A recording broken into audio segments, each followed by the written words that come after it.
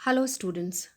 In my earlier lecture, I had discussed the causes responsible for the First Sino Japanese War, which took place in 1894 95 AD. In today's lecture, I shall dwell on the terms of the Shimonoseki Treaty, which brought the war to an end, and I shall also discuss the impact of the war. The Treaty of Shimonoseki, which was signed on 17th April 1895. शिमोनेस्की की संधि 17 अप्रैल 1895 को चीन और Japan के बीच युद्ध का अंत करने के लिए एक संधि की गई, जिसे शिमोनेस्की की संधि कहा जाता है। इस संधि की मुख्य शर्तें इस प्रकार थीं। कोरिया को स्वतंत्र राज्य के रूप में स्वीकार किया गया और यह निश्चय हुआ कि उस पर चीन का किसी भी तरह का प्रभुत्व नहीं रहेगा।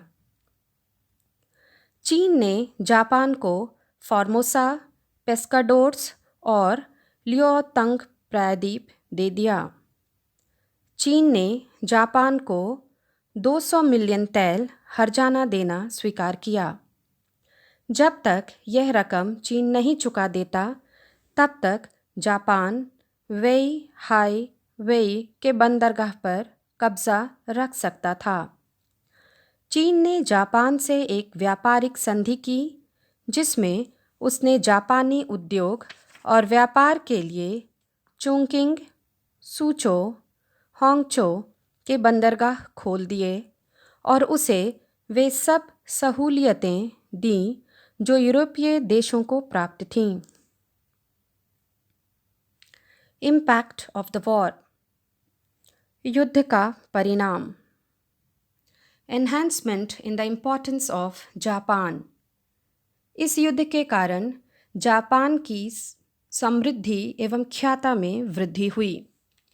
पूर्वी एशिया के आधुनिक इतिहास में चीन जापान युद्ध एक निर्णायक घटना सिद्ध हुई और इसके अनेक महत्वपूर्ण परिणाम हुए।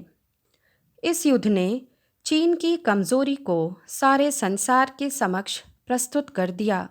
साथ ही दुनिया को अब जापान की शक्ति का भी पता लग गया था।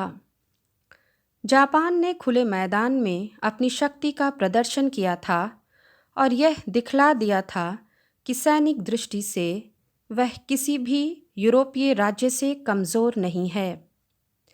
यूरोपवासी समझ गए कि पूर्व में एक नए सूर्य का उदय हुआ है। ऐसी हालत में जापान यूरोपीय राज्यों के साथ अब समानता के स्तर पर बात करना चाहता था। इस दृष्टि से चीन जापान युद्ध का प्रथम परिणाम यह हुआ कि जापान ने यूरोपीय शक्तियों द्वारा आरोपित असमान संधियों से मुक्ति पाली। The war ushered in an era of Japanese imperialism. जापानी साम्राज्यवाद का विकास हुआ। चीन जापान युद्ध में जापान की विजय ने जापानी साम्राज्यवाद को उत्तेजना प्रदान की। इस युद्ध में जापान ने अपनी शक्ति की परीक्षा ली। जापान को पूर्ण सफलता प्राप्त हुई और इस सफलता के फलस्वरूप जापान की और अधिक विजयों की लालसा बढ़ी। अगले 10 वर्षों में जापान ने एक यूरोपीय शक्ति को चुनौती दी और उसे पछाड़ दिया। संक्षेप में, युद्ध के 20-22 वर्ष के अंदर जापान ने अपार उन्नति की। एशिया में जापान के विस्तार को यूरोपवासी भय की दृष्टि से देखने लगे और उसे उन्होंने पीत आतंक का नाम दिया। From now on, Japan was referred to as Yellow Peril. Impact on the internal politics of Japan. Japan की आंतरिक राजनीति पर प्रभाव। जापानी राजनीति में स्थिरता लाने के लिए चीन जापान का यह युद्ध एक अच्छा और उपयोगी साधन सिद्ध हुआ। मेजी संविधान के बाद जो चुनाव हुए, उसके बाद जापान की राजनीति में बड़ी अशांति पैदा हो गई थी। सरकार तथा संसद में हमेशा संघर्ष चलता रहता था, लेकिन युद्ध के विस्फोट ने जापान की आंतरिक राजनीतिक दशा को स्थिरता प्रदान की। देश में एकता हो गई, सरकार और संसद में समझौता हो गया एवं युद्ध का लंबा चौड़ा बजट पारित हो गया। इम्पैक्ट ऑन चाइना, चीन पर युद्ध का प्रभाव।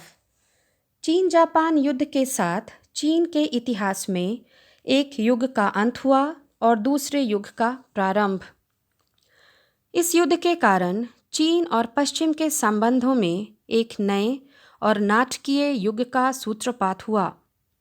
1895 तक चीन में पश्चिमी राष्ट्रों की मुख्य दिलचस्पी वाणिज्य के लिए ही थी, लेकिन चीन जापान युद्ध के बाद स्थिति एकदम बदल गई। यूरोपीय शक्तियों को पता लग गया कि चीन अत्यंत दुर्बल है और उस पर किसी तरह की मनमानी की जा सकती है।